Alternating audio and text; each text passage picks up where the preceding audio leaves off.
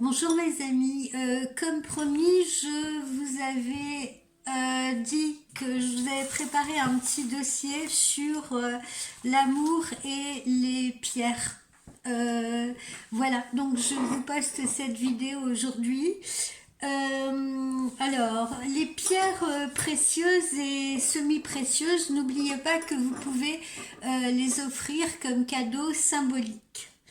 Comme cadeau symbolique parce que parfois elles peuvent représenter littéralement un porte-bonheur pour votre amour sous différentes formes. Maintenant vous les trouvez en voilà, sous forme de pierre simplement, non taillées.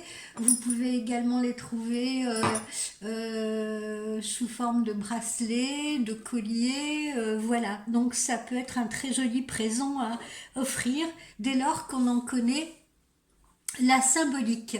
Alors, aujourd'hui, voilà, je vais vous parler un petit peu des pierres de l'amour.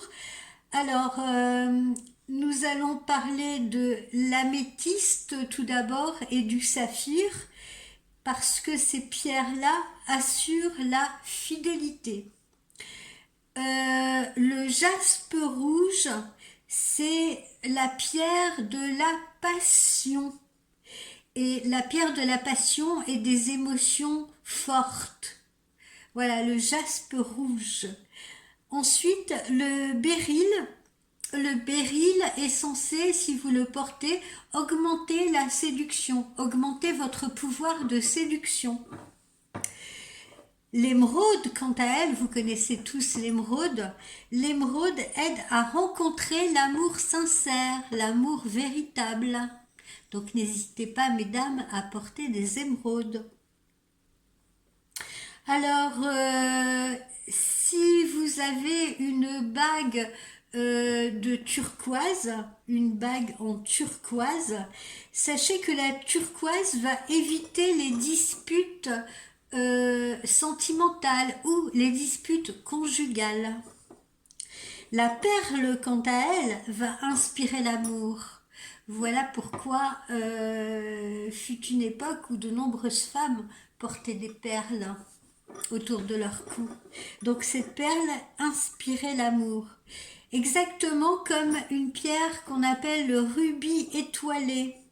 Avec le rubis étoilé, quand on l'observe à la lumière, présente 6 rayons de lumière exactement. Et le chiffre 6 est attribué à Vénus. L'opale, en revanche, qui est dédié à Mercure, est parfois jugé plutôt néfaste à l'amour, voire même à l'amour, à l'union ou au mariage. Donc évitez de porter des opales. Le quartz rose que j'ai entre les mains, exactement, voilà, cette pierre. Je suis désolée, hein, aujourd'hui c'est compliqué parce qu'il y a beaucoup de soleil à l'extérieur. Donc voilà, je fais ce que je peux avec la caméra.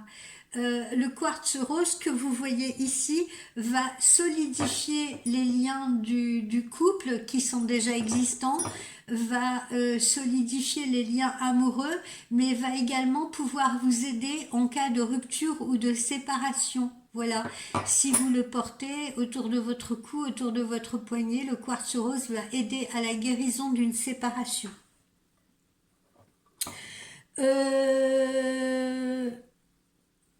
Ensuite, sachez que dans les métaux,